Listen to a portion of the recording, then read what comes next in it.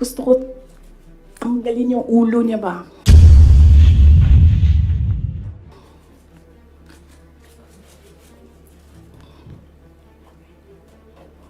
I realized toxic na yung relationship.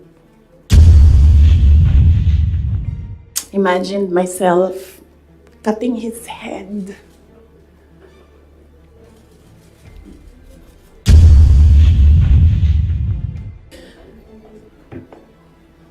Bago ko tanggalin ang ulo mo, and then I'll cut his head.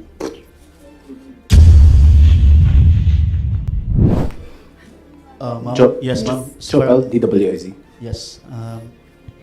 Ma'am, good morning. Ayong buntag, ma'am. So, tanaw ni mo, ma'am, sa tingin mo, ma'am, dapat tumakbo na lang po kayong presidente? Hindi din. Kung papabalikin ako, tatakbo kang vice president. Lagay ko dyan. Drag me to hell. Ma'am Marlene po, from Radyo sa Estranta. Here po, ma'am. Yes, ma'am.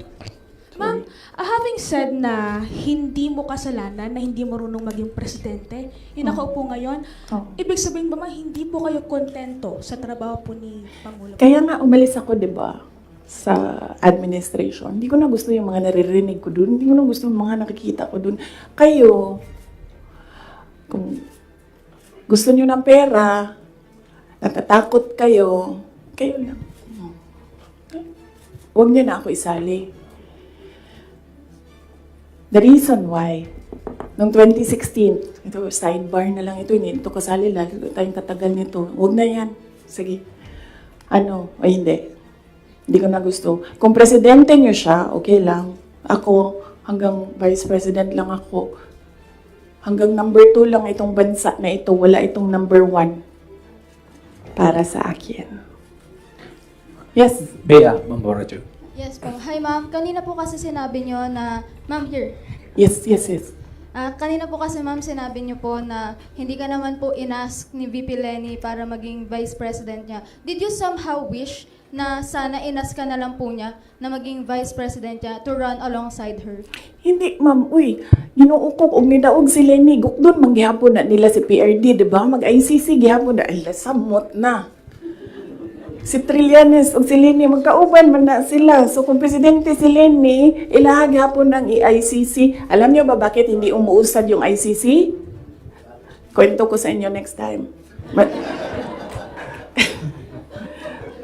Masyado na kayong madaming material. Pwede na natin i-cut ito. Red Mendoza. Ma'am, sorry po ma'am.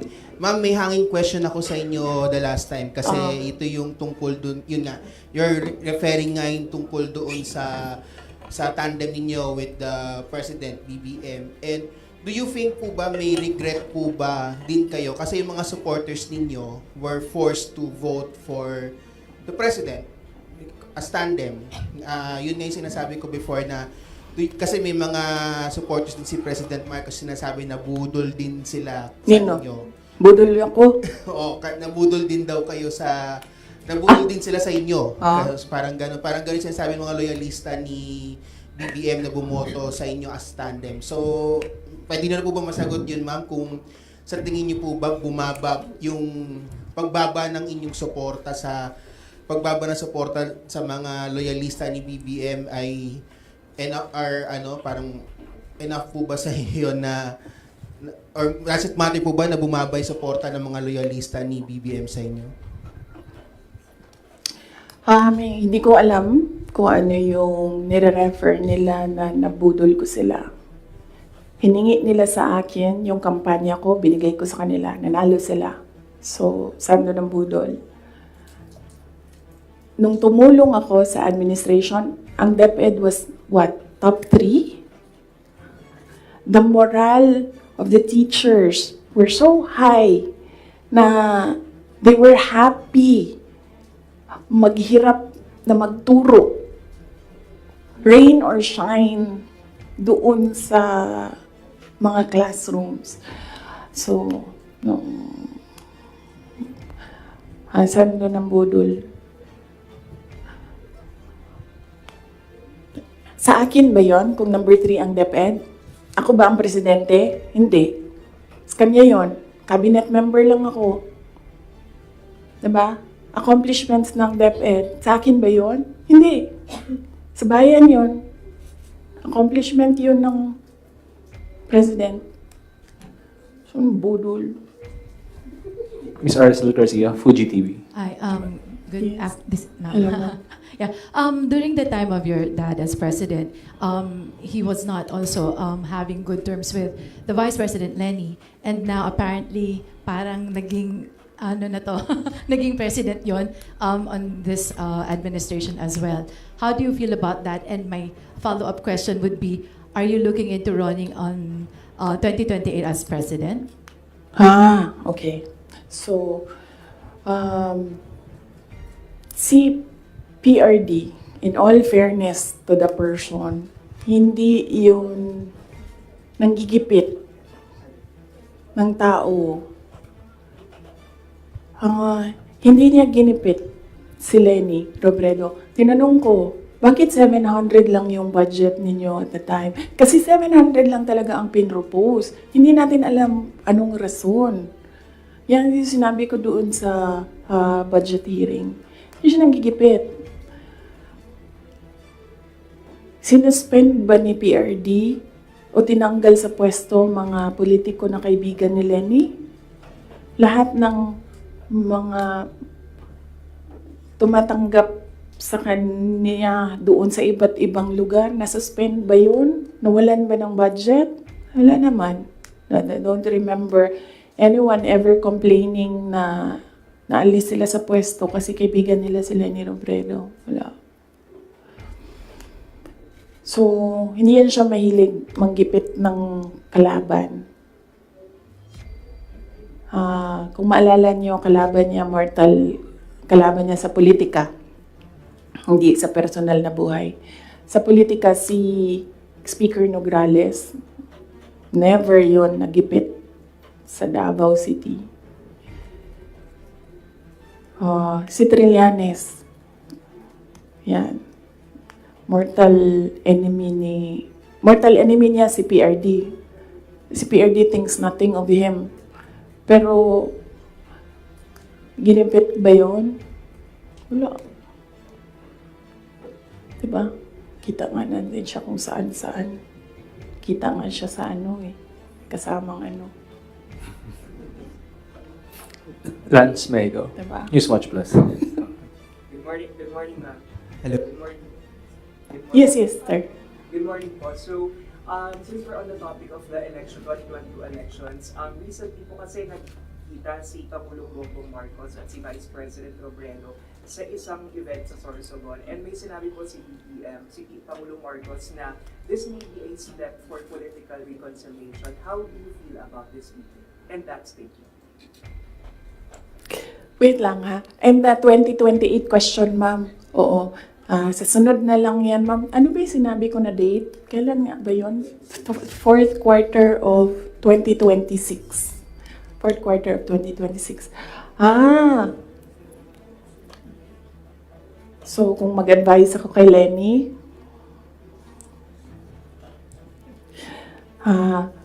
Ma'am Lenny, manood ka ng aking sit down. Yan lang. Wait, hindi ko na ituloy ito. Hello, Mahaba pa ito, good ma'am. morning po, Sir Edusman. Madam Vice President. Ang papa niyo po ang naggawa ng desisyon against all Filipinos na may libing si Marcos Sr. sa libigan ng mga bayani. Ano na po ang nangyari ngayon? Nakalimutan na po ba ng nakaupo ngayon? Maraming salamat po. Hindi ko alam. Pero isang beses sinabihan ko talaga si Senator Amy. Sabi ko sa kanya, kung hindi kayo tumigil, huhukayin ko yung tatay ninyo.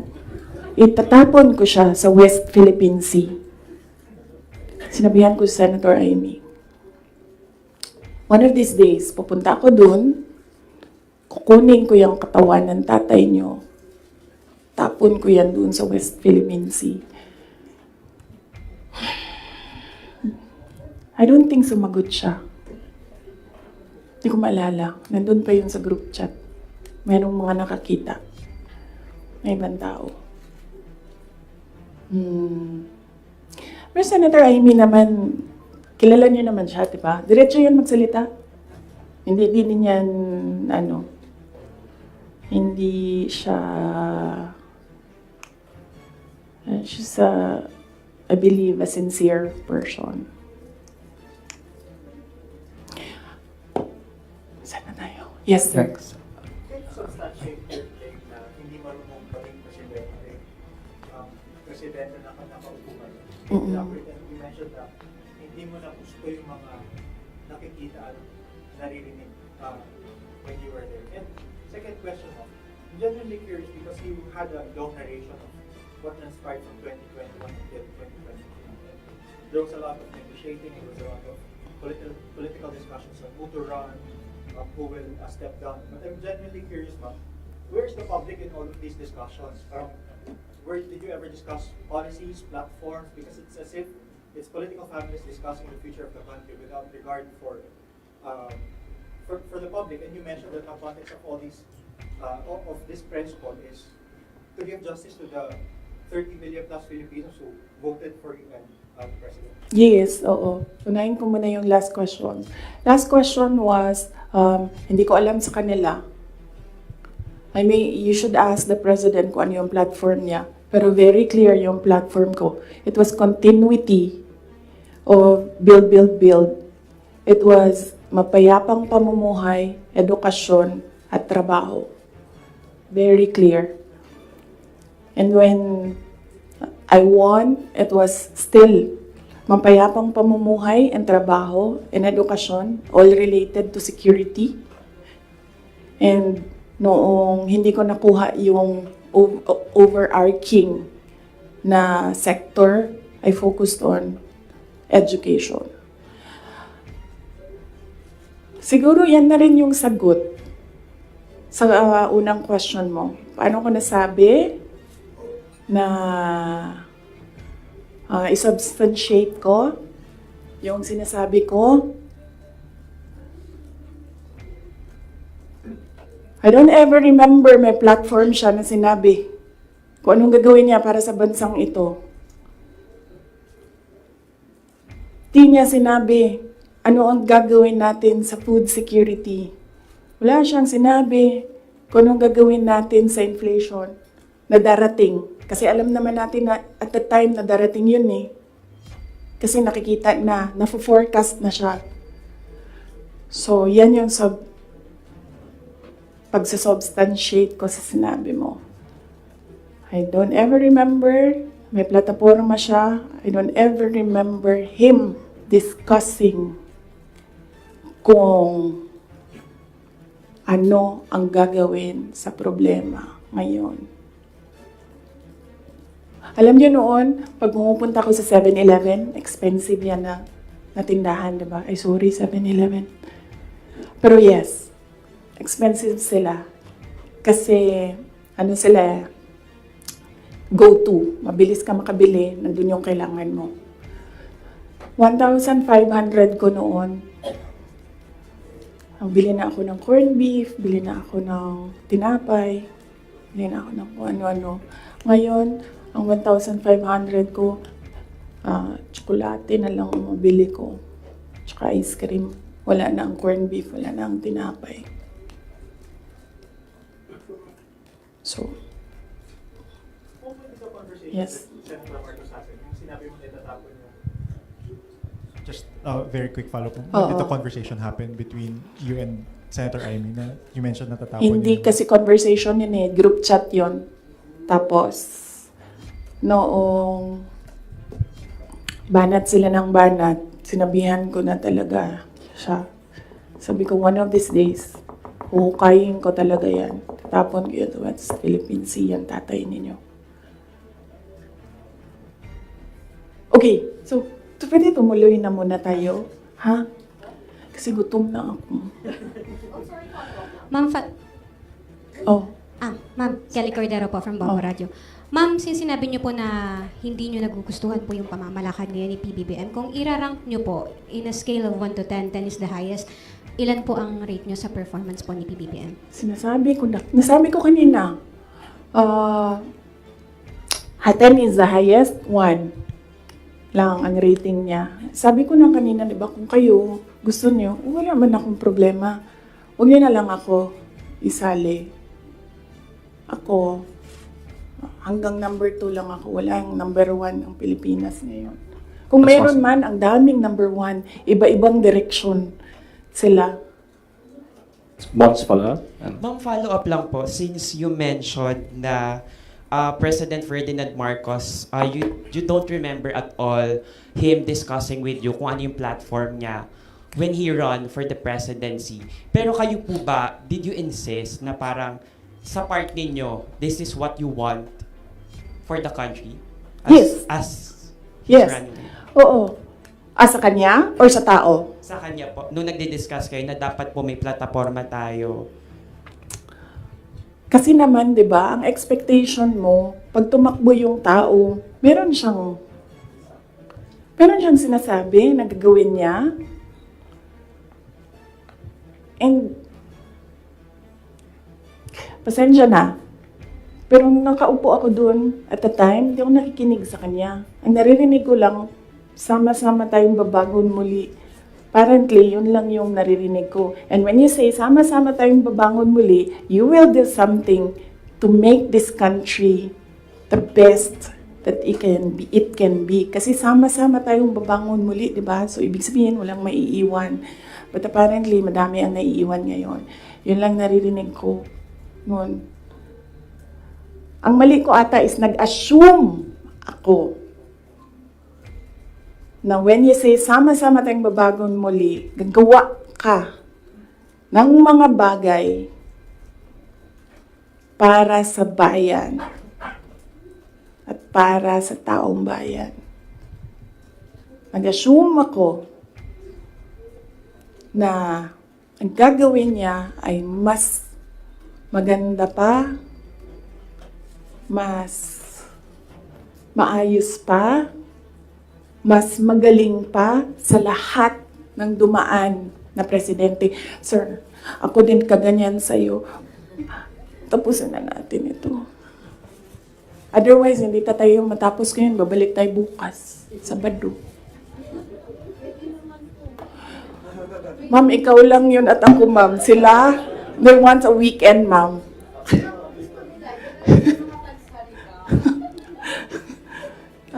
Wait lang.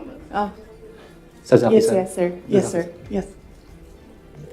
Balikan ko lang po yung sa political reconciliation kuno ni President Marcos pati ni dating former Vice President Leni Robredo. Hingin ko na lang po siguro yung assessment nyo na bilang, ayun nga po, tumakbo kayo kasi ginamit kayo para manalo laban kay Leni kasi nga natatalo na raw sila. So sa tingin nyo, bakit po kaya ngayon nakikipagkita? Bakit ngayon nagkakaroon ng movement towards political reconciliation habang nag-aaway kayo? Oo! Sabi, di ba, sinabi ko na yan ng budget hearing, ako na lang man isa na iiwan dito. Ako na lang isa na iwan dito. Nagsama-sama na ang mga dayuhan, huwag niyo akong tanungin about foreign policy. Mga dayuhan, mga NPA, mga smuggler, mga drug addict, ang mga yellow, liberal, at sino yung isa? Administration. Sama-sama na yan sila lahat.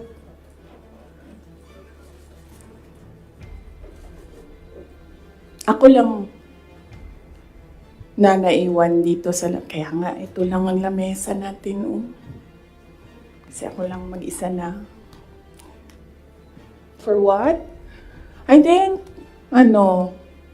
di sila ganahan siguro sa kuha. Tingalig di sila ganahan sa kuha. Nga na, mag-inom mga insecure.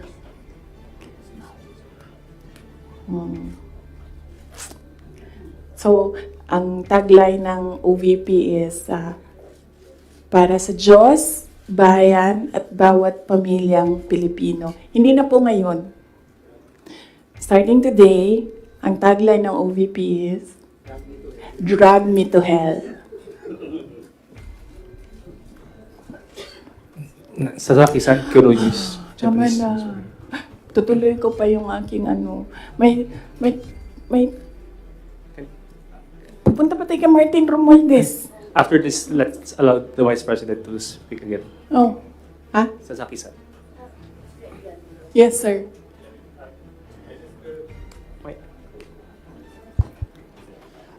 I just wish to have a question.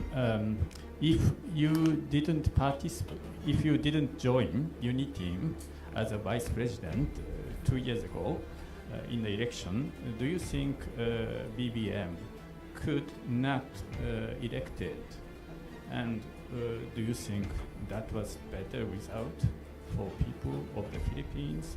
And also, do you feel your contribution was underestimated or ignored by the administration? Contribution to the campaign, to the election. Okay. If I did not run, would he have won? I do not know.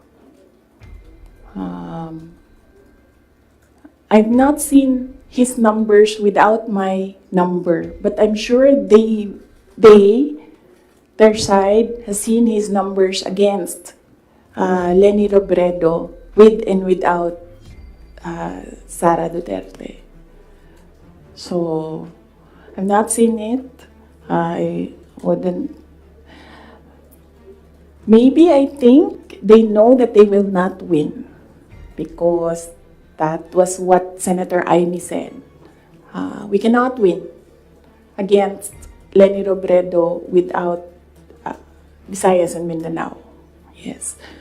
The other question is, Do you think if you didn't agree with the Unity,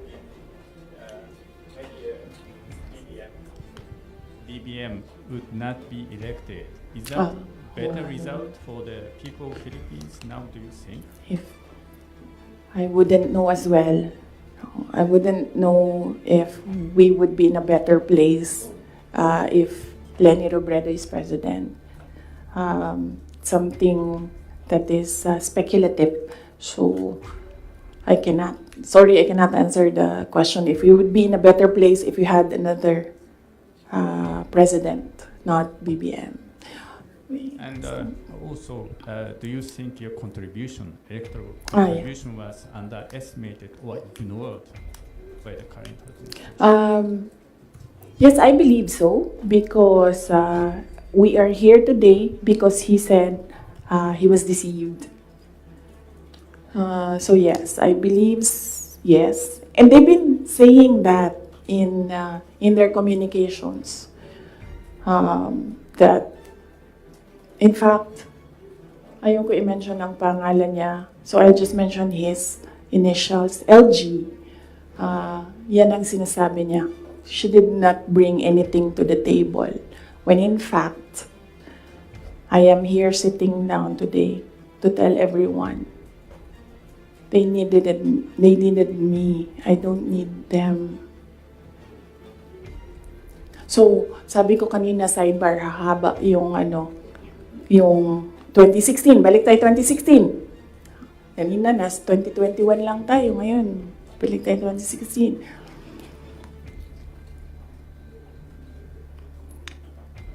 Maalala ninyo, ayaw tumakbo ni President Duterte ng president kung hindi ako tatakbong mayor.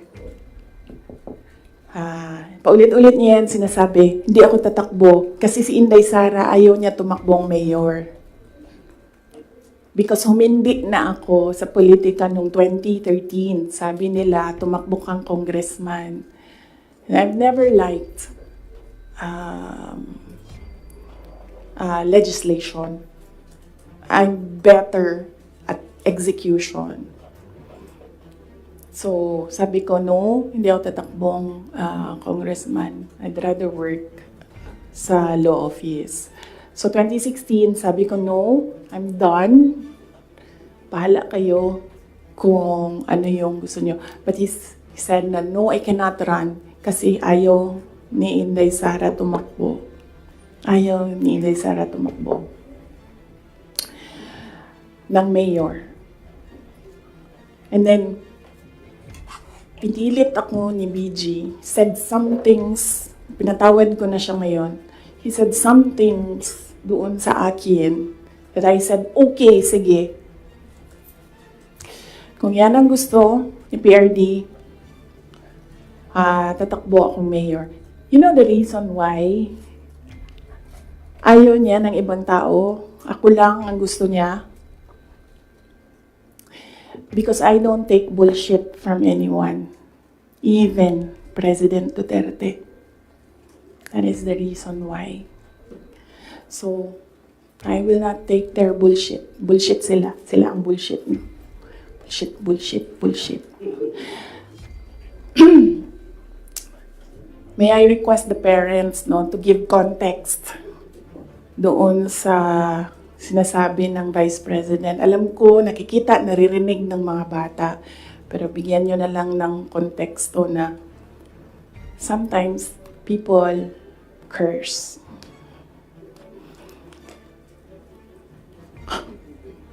Ano na? Oh, so DepEd.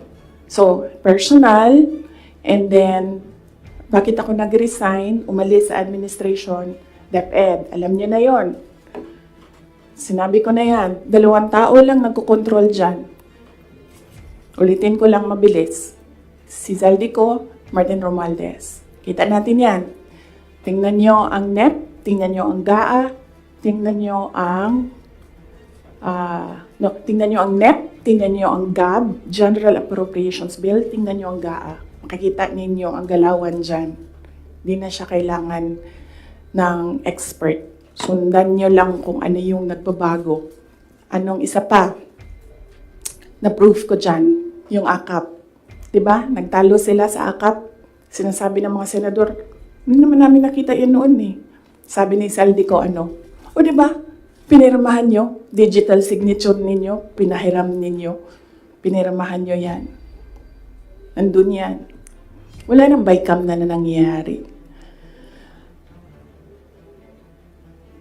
Ang sa akin lang, presidente ka, di ba? So you have the full cabinet of experts, finance experts, nandyan sa iyo. So nakikita nila, di ba? Oh, President, Mr. President, ito po yung NEP natin. Pero pagdating po sa GAB, ganito na po yung nangyari. Di ba magtatanong ka na, ano nangyari? Bakit naging ganito? Di ba? O ako lang ba yun?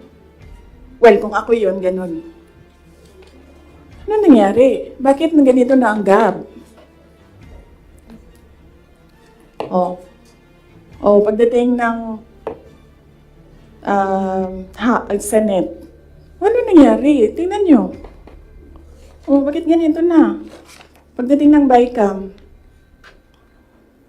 di ba? Merong daming insertions doon. Walang paper trail and then suddenly sa BICAM nandoon na. Uy, di ba magtatanong ka?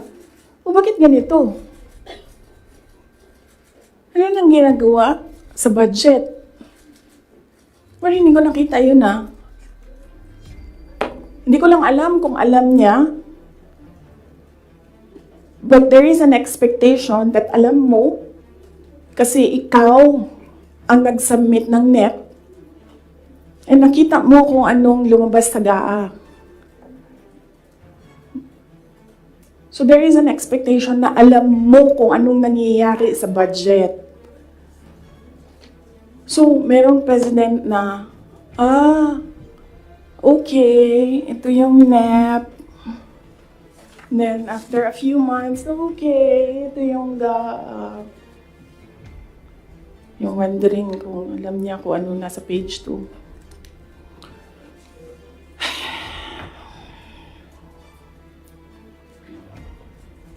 So, that's DepEd budget. Ang huli, is yung taong bayan. Okay?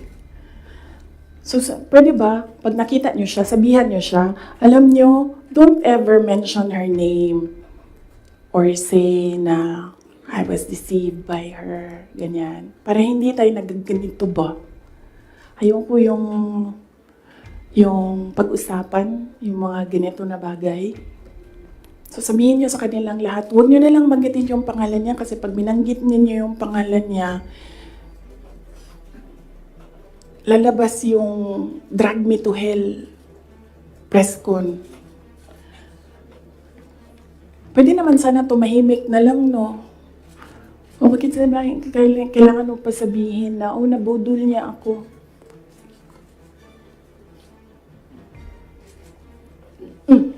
So, taong bayan.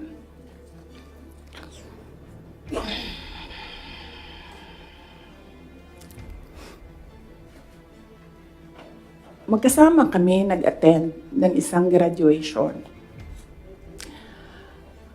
Truthfully, I wasn't feeling well. Kasi kinukulam nila ako. Andiyan na sila, umabot na sila sa kulam. Nagsama-sama na silang lahat. Kinukulam pa nila ako. So I wasn't feeling very well. Pero I had to go. Kailangan ko pumunta. Kasi para naman sa graduates yun. Hindi para sa akin yun. That's their happiest day. So nagsama kami.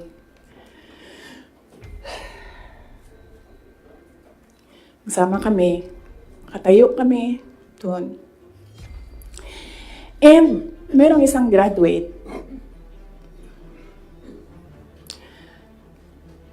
na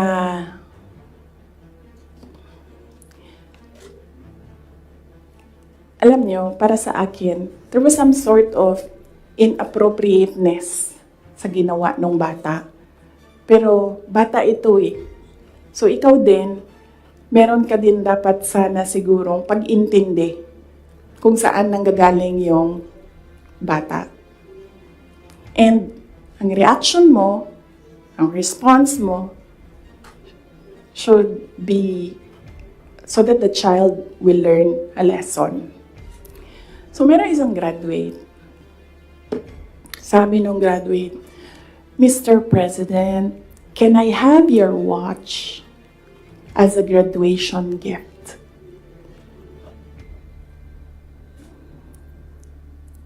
And narinig ko, tabi ako, di ba? Narinig nung katabi ko. Narinig nung katabi ng katabi ko. But apparently, this guy, di niya alam kung ano isasagot niya. So ang ginawa niya, pinaulit niya sa bata. What did you say? So this time, syempre bata, hindi niya alam ba saan yung inulit ng bata, louder this time.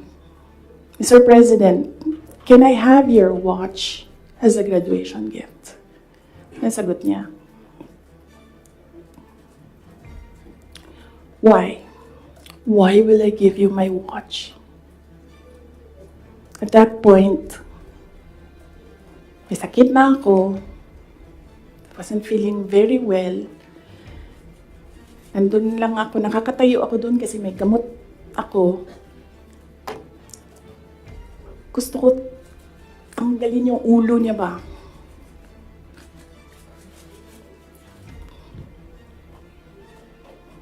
I realized toxic na yung relationship.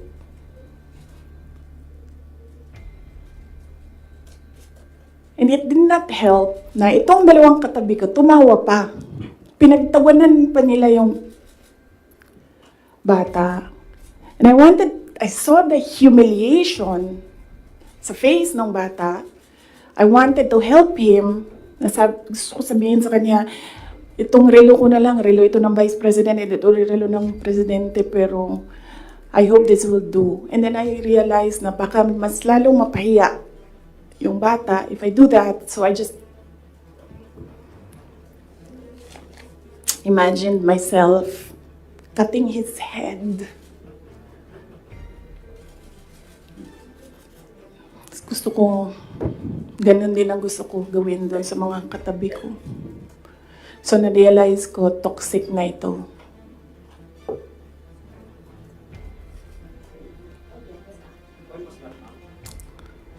One of the graduation, hanapin niyo yung footage, makikita niyo doon yung mukha ko. Tsaka mukha niya. I-lip read niyo yung sinasabi niya. Why? Hanapin niyo yung footage, ma'am. Magtrabaho kayo konti, mag-research kayo.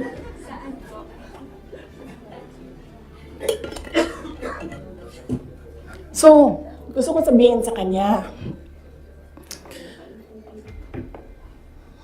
bago ko tanggalin ang ulo mo, yang batang yan yung magpapakamatay para sa bayan natin. Nag-aral yan ng 4 na taon, naghirap yan ng 4 na taon, walang tulog araw-araw para mag-training kasi mamamatay yan para sa bayan natin. Yan yung batang yan ang mapuputulan ng daliri diyan sa fiasco ninyo sa West Philippine Sea. And then, I'll cut his head. So, doon, na-realize ko, toxic na, di ba? Ganyan na yung imagination mo. Ang imagination mo, sinasakal mo na yung tao. And then I said, this is over. Tapos na. And then, so hindi pa natigil. Doon sa Tamayong, sa barangay Tamayong, sa Davao. Alala niyo? Pinupuk-puk nila yung mga tao doon. Hinampas, pinupuk. Doon sa diversion road ng Davao City, tinirgas nila yung mga tao doon. Isang tao lang ang hinahanap mo, ha? Bakit mo pukpukin yung 30? Bakit mo itirgas yung 100? Paano nag-surrender yung tao? Di ba kinausap lang? Kinausap lang siya. Mag-surrender ka.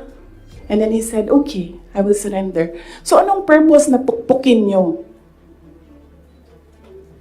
Yung tao na hindi naman niya alam na saan si Pastor Kibuloy, nandun lang siya, nagtatrabaho, doon siya nakatira.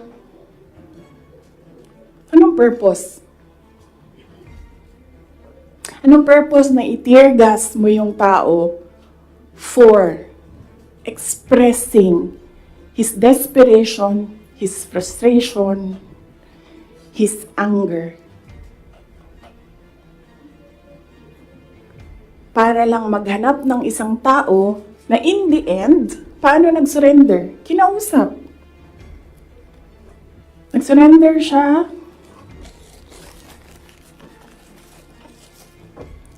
Kinausap siya. Walang napukpok, walang natirgas, walang nasaktan. And then, kailangan nyo talaga ganunin ang mga tao. And then I said, it's all over. So, umupo ako dun sa table ko sa DepEd at the time. And then sabi ko, sarili ko, okay, let's go to hell.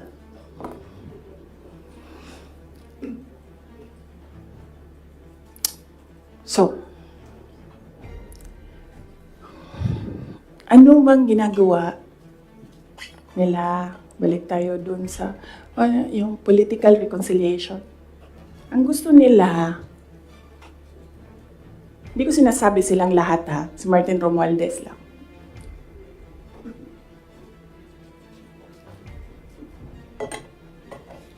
Ang gusto ni Martin Romualdez, mag-president.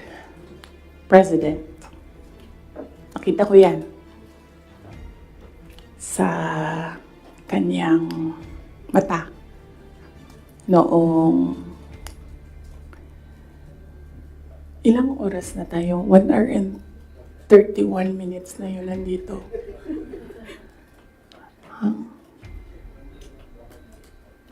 I-cut na lang natin. Tapos next week yung Martin. Pwede, madami na kayong material, di ba? Okay na yun? Oh.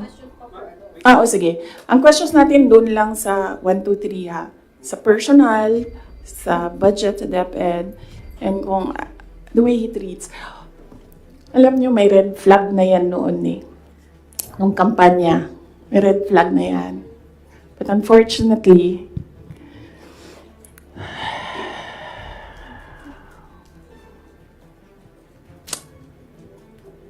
hindi ko naisip na ganun kalala yung insincerity. Nangangampanya kami. So pag nangampanya ka, meron talaga yan. Natural yan na magdala ng papel. Ganito. Pag ikaw politiko ka, alam mo na yan. May magdadala yan ng papel. Sometimes, ganito, naka-envelope. Sometimes, folded paper maliit. Iba-ibang, So, daming tao. May isang matandang babae. Dala siya. Tiningnan niya. Ayaw niya tanggapin. Ayaw niya kunin yung papel.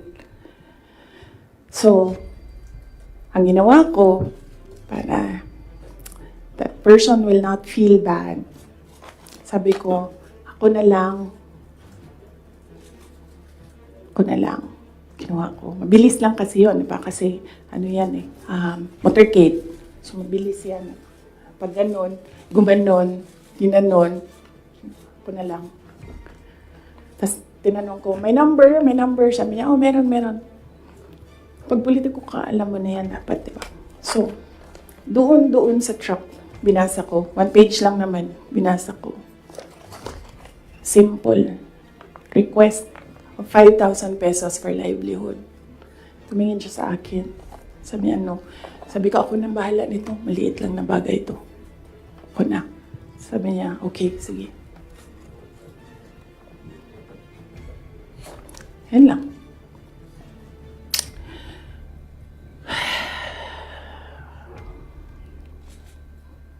Alam mo yun? Maliit na bagay yan ba? Kunin mo.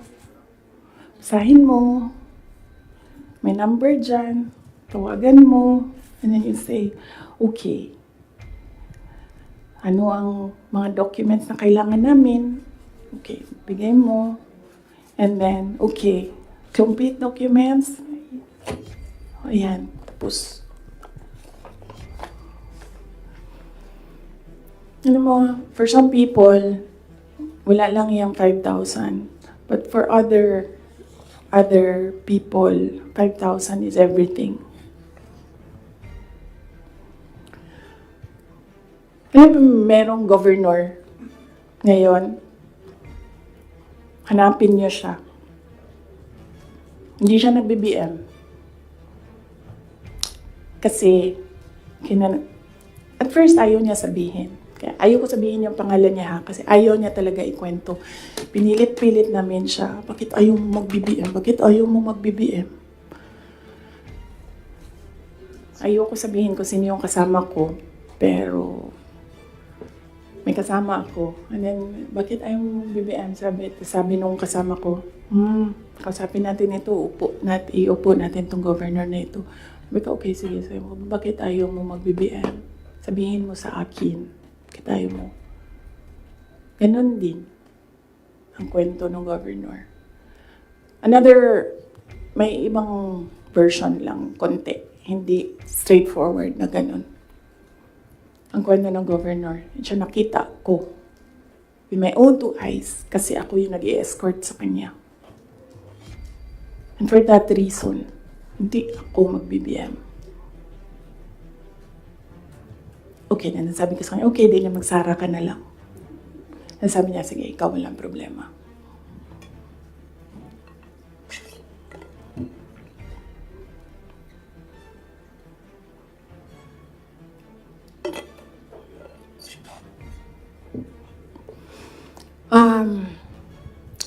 Sorry. Nag-sorry ako sa mga members ng Kingdom of Jesus Christ. Kasi I asked them to support President Marcos during the elections. And individually, kapag merong lumalapit, nagsasabi na, we are in this shit hole because of you. And sinasabi ko din, I'm sorry. I'm sorry, but sabi ko sa kanya, kung bigyan ako ng Diyos ng pagkakataon, yan lagi yung sagot ko. Kung bigyan ako ng Diyos ng pagkakataon, bawiin ko lahat yan. Hindi ko bawiin yung nangyari. Babawiin ko yung dapat para sa bayan. Alam nyo, next week na lang yung kay Martin. Pero si Martin talaga is an embarrassment for the Philippines in the global stage. Kakahiya. Next week na lang or next week after Undas. After Undas, pag-start ng house. No? Pwede. Pagbalik ng house. Kasi I think nakabakasyon pa sila lahat. Ma'am, question lang. Ma'am, nag-campaign kayo ni PBBM together. Ilang buwan din po yun. Magkakasama kayo araw-araw, almost araw-araw. And then, syempre, naging member kayo ng cabinet. Bakit po hindi kayo naging magkaibigan despite yung matagal na rin na pagkakasama po ninyo? Ni President Marcos, hindi talaga kami magkaibigan. Nagkasama lang kami, unang-una dahil sa eleksyon, pangalawa dahil sa trabaho. Hindi kami magkaibigan yan. Isipin nyo ha, noon, nung tumatakbo pa, meron kaming group chat. Nandun siya.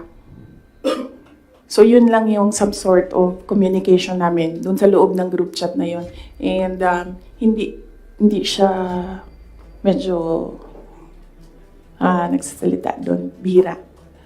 After nun, nawala na siya dun sa group chat. And then, after that, wala akong number niya. I'm sure may number siya sa akin. Kasi, syempre, nandyan yan sa mga staff mo, sa aide mo, diba? Yung number ng Vice President. Pero, wala kaming, some sort of communication. Nothing at all. Except nung magkasama kami para mangampanya. Yan lang. Sa labas niyan, wala na.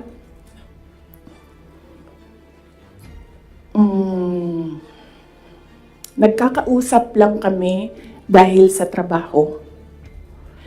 And hindi naman lahat ng katrabaho natin, kaibigan natin, di ba?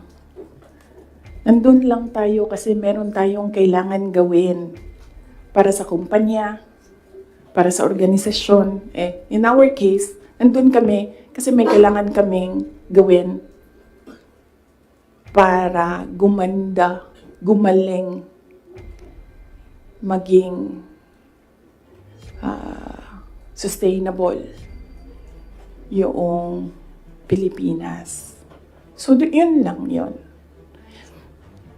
Dati naiimbita ako sa kanilang bahay dyan sa Malacanang, Bahay Pangulo. Dati naiimbita ako sa Bahay Pangulo. Pero, I was just tolerated. Kasi, may gamit naman ako. Alam mo yun? I'm useful to them. So, I was just tolerated. And alam ko naman yun. But wala naman problema sa akin yon. So as long as I can do my job sa DepEd, tsaka sa Office of the Vice President, mabigay ko lang yung promise ko, plataforma ko, promise ko sa bayan. Magawa ko lang yung kailangan gawin para sa education sector. Wala akong problema. You can tolerate me all you want. You can invite me sa mga gatherings nyo. Pero I knew I was tolerated. Because Lisa Marcos is another story. Unahin muna natin si Martin Romualdez. Oo. Kaya nga sabi ko, sabihan niyo sila, huwag nila banggitin yung pangalan ko. Yes. Is Liza Marcos part of dun sa sinasabi niyong triangle kanina? Yes. Oo. Oh, anong purpose ni Inday Sara?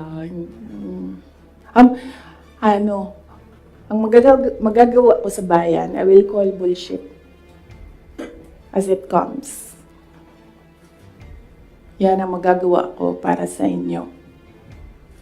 Kung bullshit siya, sasabihin ko sa inyo, bullshit talaga yan.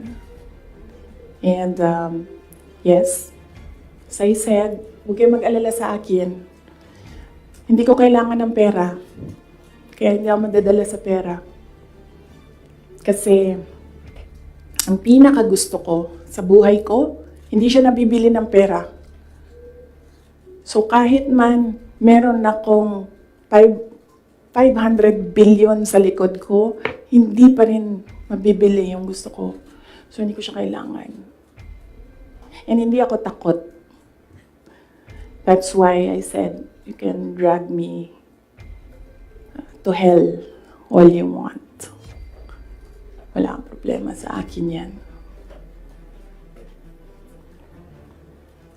Si Martin ba? Bakit hindi po mabibili ng pera? Sinabi niyo po hindi mabibili ng pera yung gusto niyo. Ano po yung gusto niyo? Ayaw ko sabihin. Masyado ng personal yan, ma'am. Masakit na nga sa akin na kailangan ko magsalita kwento. Masakit na nga para sa akin na ikwento ko from 2016 to 2021. Anong nangyari sa mga group chat na yan. Yung mga papel na yan, masakit siya. I don't like talking about my life. Gusto niyo pag-usapan ng pagbabago campaign, tree planting namin? Ayaw niyo. I understand po ma'am yung 2022 to 2023. I mean, kasama kayo lagi ni Speaker Martin Romualdez sa mga events ni PBBM. So, Yes. why, parang bakit, tapos yun na, before yung nangyari yung resignation sa lakas, after na resignation sa lakas, nakita pa kayo ni BBM na kanudling daw or holding hands kayo ni Martin during one of his foreign trips. So, why biglang nasuklang kayo bigla kay Speaker?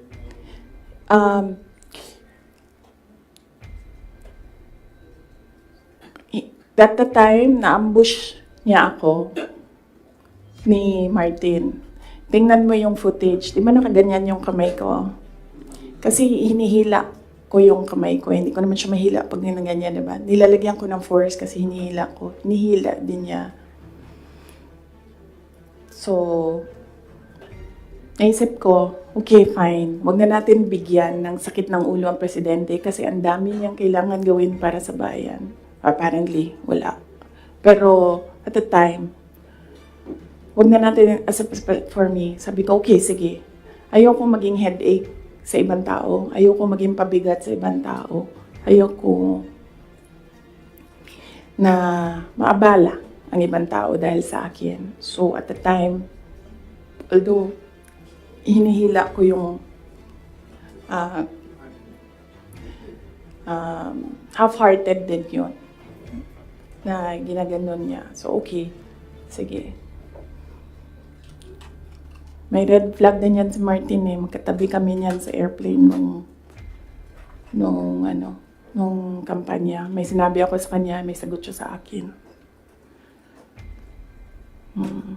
Pero yes, imagine niyo, meron tayong speaker na on record on paper in another country na tumanggap ng suhol. Kaya, Ma'am, can you elaborate lang po yung speaker on record at kailan ba yung speaker part? Kailan yung Martin Romualdez part? After November? After opening ng House? Yes. Let's talk about ng confidential funds ng the House regarding po sa DepEd and the OVP's confidential funds. Yes, as I said, antayin natin yung next hearing ng House, Good Governance. Masyado pa kasing, masyadong maaga sagutin sila. Walang lumalabas eh. Gusto ko lumabas so that pwede akong magsalita. Wala. Kahapon, wala naman. Lawmakers were questioning about the... Yes. Ang position ko dyan, sa DepEd, hindi na ako nakikipag-usap sa kanila doon. Sabi ko, kayo nang bahala ko anong gusto nyo gawin dyan. Pero dito sa Office of the Vice President, sinasabihan ko yung mga tao na kapangalan, kung ano yung gusto mong gawin, yun ang susuportahan ko. Kung ayaw mo umattend, susuportahan kita. Kung gusto mo umattend, susuportahan kita. Hindi ko pipilitin kung ano yung dapat mong gawin. Mag-decide ka, and then kung ano yung path, if you decide on the path that you will take, I will support you on that. So, hindi pa kami nagkausap nung merong mga subpoena, hindi pa kami nagkausap kung ano yung gusto nilang gagawin. Basta sinabihan ko sila, I will be with you every step of the way. Sinabihan ko din sila, kung ang decision mo ay magpa-detain, sinabihan ko din sila, sasamahan kita doon sa loob ng detention. Walang problema yan sa akin. Kasi hindi naman lahat ng mga tao kasi sanay sa pressure, sa stress. Hindi sila sanay sa mga ganyan na ilalagay ka sa national TV, papahiyain ka. Hindi lahat ng tao nakakapag-isip ka agad kung anong gagawin, kung anong sasabihin. So, some of them really are saying na magpa-detain na lang ako. And then, sabi ko sa kanila na, okay, walang problema yan. Samahan ko kayo sa detention. Sorry, on the issue of budget naman, since parang final na sa House part ng 733 million, what would that mean for the OVP satellite offices? Would that mean like a total shutdown of the 10 OVP satellite offices? Inaantay namin yung GAA. So, pag nandyan na yung General Appropriations Act, alam na namin kung ano, ilan. And then meron na kaming mga options ngayon.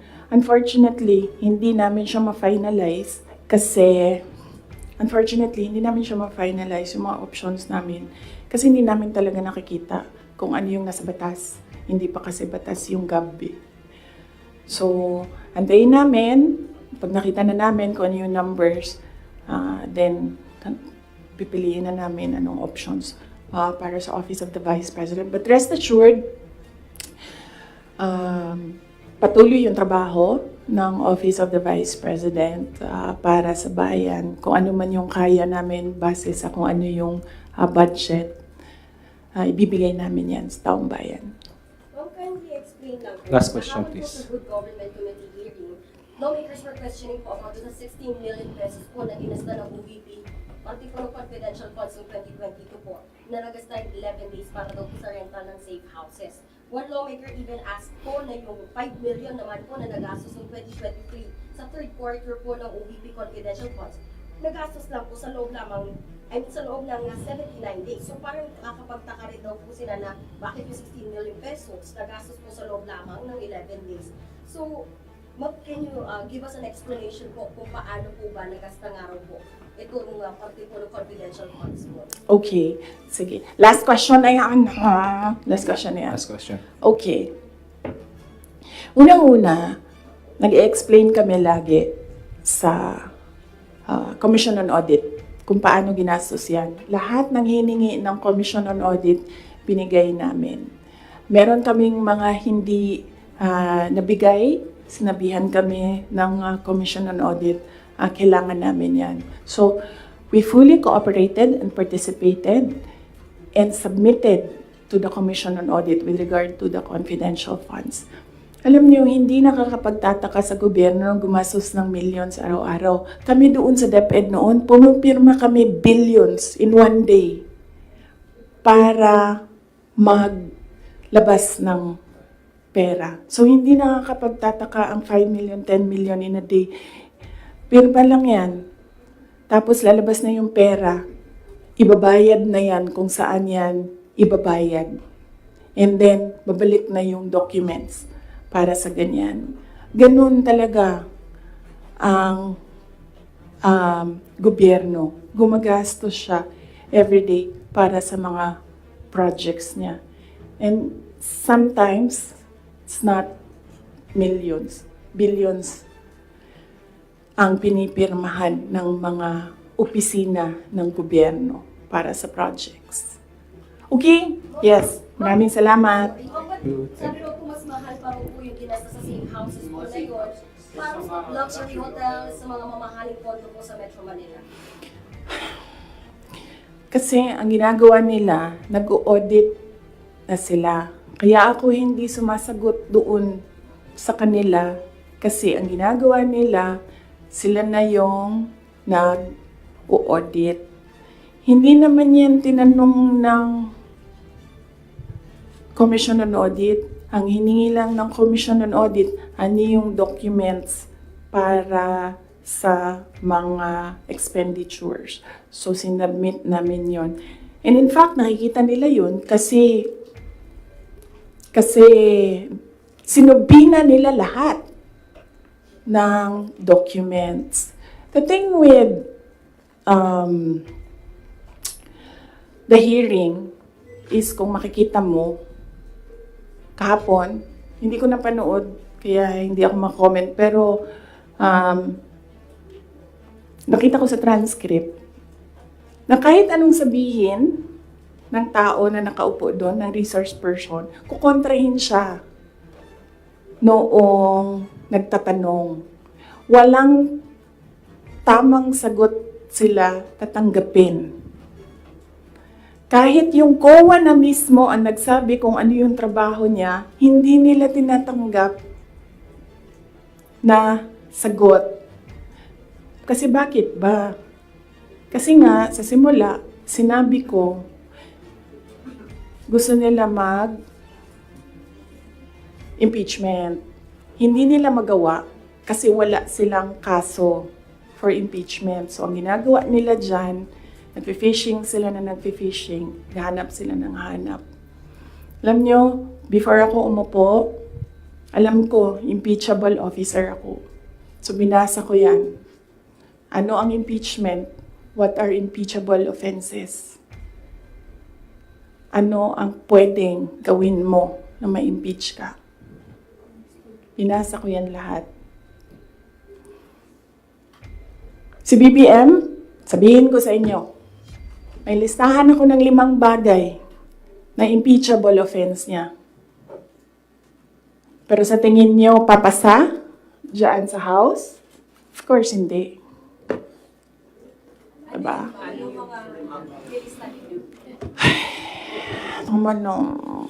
Last question. Hindi ba kayo napapagod? I mean, Last question. grabe ang energy ninyo. Hindi. DepEd official, Yung taga-DepEd si Atty. Osias, sinabi po niya na may nakatabi daw siyang sobre, katulad ni Yusek Mercado. Yung envelope na yan,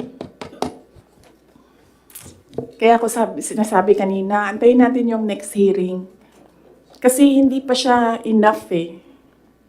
Ang gusto nila kasing palabasin sa mga tao, yung envelope na yan, galing sa, yung pera na yan, galing sa confidential funds. Yan yung gusto nilang i-portray sa public. Para yung perception ng tao, hindi talaga ginamit para sa ano. Pero kasi, para sa akin, kulang pa siya. So, inaantay ko yung next hearing. Pero ma'am, do you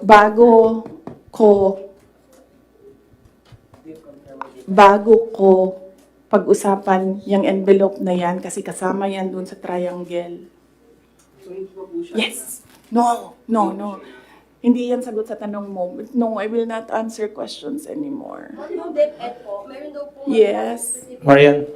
Thank you. Thank you. Thank you. Meron daw pinasang certification ng DepEd na galing sa mga soldiers na pinapalabas na yun sa youth Leadership sabi. Totoo ba yun, ma'am? Ginamit ko yung Hindi ginamit ang confidential funds sa AFP. Hindi din siya ginamit sa YLS. Ginamit siya supporting information doon sa mga areas kung saan may nakuha na reports na at risk ang mga bata. Walang binigay na CF sa AFP. Walang binigay na CF sa YLS. Yung YLS lang ang tinanong. Sinabi namin, ito yung areas at risk. Sabi na yung AFP, okay, gawa namin ng paraan. Based on information we gathered doon sa baba. Antayin natin yung next hearing, antayin natin kung ano yung sabihin doon, tapos isa-isahin natin siya.